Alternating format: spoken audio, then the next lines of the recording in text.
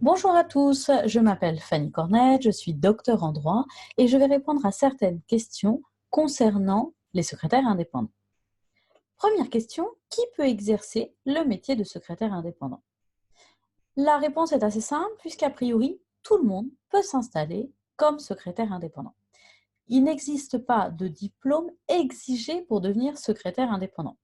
En revanche, il existe des diplômes en secrétariat et il est évident que détenir un diplôme et avoir des compétences facilite l'exercice et constitue un avantage. Deuxième question, quelles sont les tâches que les secrétaires indépendants sont autorisés à effectuer? Là encore, il n'existe pas de liste précise des tâches que peuvent effectuer les secrétaires indépendants. Toutes les tâches administratives relèvent a priori de la compétence des secrétaires indépendants.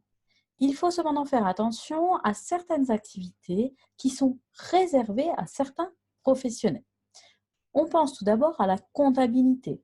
En effet, il est possible de préparer les documents pour le comptable, mais certaines activités comptables relèvent de la compétence exclusive d'un comptable ou d'un expert comptable. On peut penser par exemple au bilan d'une entreprise.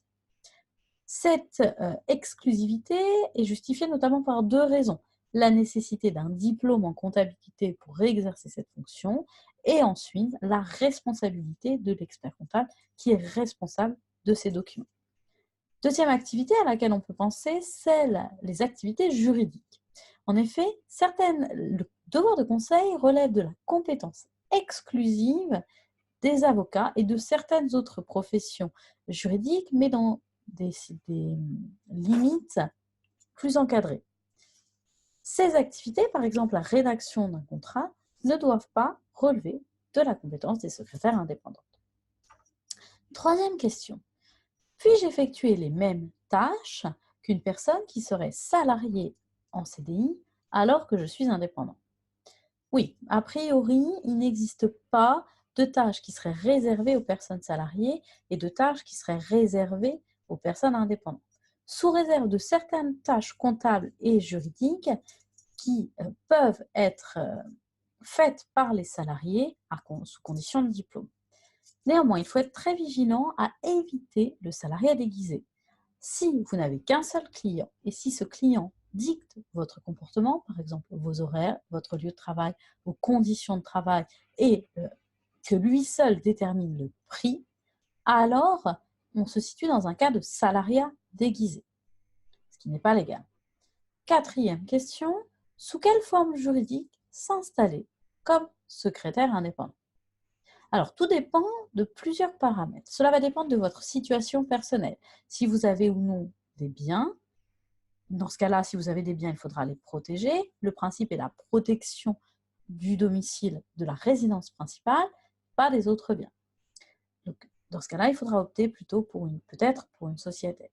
Il faut également tenir compte de votre situation professionnelle. Est-ce que vous allez avoir des déplacements? Est-ce que vous allez avoir beaucoup de charges? Est-ce que vous avez besoin de matériel? Pour évaluer l'ensemble de votre situation, l'idéal est d'avoir recours à un expert comptable qui va pouvoir déterminer avec vous, selon votre situation personnelle et selon les charges auxquelles vous serez confronté, quel est le statut le plus adapté. À défaut, le statut le plus courant est celui de micro-entreprise. Pourquoi? Parce que la micro-entreprise, c'est un statut qui est très simple. Donc, il est facile de gérer une micro-entreprise et de s'installer comme micro-entrepreneur puisque la comptabilité, notamment, est simplifiée. Cinquième question, est-il possible de cumuler plusieurs activités en entreprise et éventuellement d'avoir une entreprise en complément d'une activité salariée? Alors la réponse est extrêmement simple, il n'existe a priori pas de restriction sur ce point. Il faut toutefois être vigilant. Si vous êtes fonctionnaire, il faudra demander une autorisation à votre hiérarchie, voire à une limitation de votre temps de travail en tant que fonctionnaire. Si vous êtes salarié, il faudra vérifier que cette activité n'entre pas en concurrence avec celle de votre entreprise. Et dans ce cas-là, il faut éventuellement, selon le contenu de votre contrat de travail, demander une autorisation à votre employeur. Donc ça, ce sont des choses sur lesquelles il faut être vigilant pour ne pas rompre le contrat de travail ou ne pas se retrouver en défaut par rapport à celui-ci. Dernière question, sixième et dernière question, que faire pour accepter une mission? Ça y est, vous êtes installé comme secrétaire indépendant et vous souhaitez accepter une mission. Alors, il faut un contrat avec le client. Et ce contrat, plus il est précis, plus, en cas de problème, sera facile de faire valoir vos droits. Donc, il est possible de faire un contrat par client, mais c'est extrêmement fastidieux. Donc, l'idéal, c'est d'avoir des conditions générales de vente ou des conditions générales de service, puisque c'est un service que vous proposez. Et dans ces conditions générales, vous allez préciser tous les éléments de votre relation avec vos clients. Alors, puisque ce sont des conditions générales, ces conditions ont vocation à englober toutes les activités que vous allez faire et les conditions dans lesquelles vous allez les faire. Également, pour chaque client, il faut faire un devis. C'est-à-dire que vous allez, à partir finalement de vos compétences et de ce que vous proposez dans vos conditions générales, vous allez extraire ce que le client veut pour répondre à sa demande. À partir de la demande du client, vous allez préciser le tarif pour chacune des activités. Il faut être extrêmement précis dans votre devis. Il faut qu'il contienne les dates d'exécution, il faut qu'il contienne le montant à payer par le client et les conditions d'exécution. Le devis et les conditions générales doivent vous être retournés, signés par le client avant le début de la mission. En pratique, on voit très souvent que seuls des devis sont signés et les conditions générales ne sont pas rédigées, voire pas signées.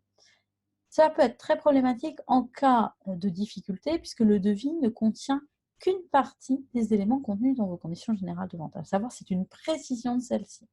Donc, il est important de prendre le temps de rédiger les conditions générales de vente et de demander au client de les valider. Et enfin, une fois que vous avez réalisé la mission, n'oubliez pas d'envoyer à votre client une facture reprenant les éléments de votre devis. Voici pour cette présentation concernant les différentes activités des secrétaires indépendants. J'espère que ces informations vous auront été utiles.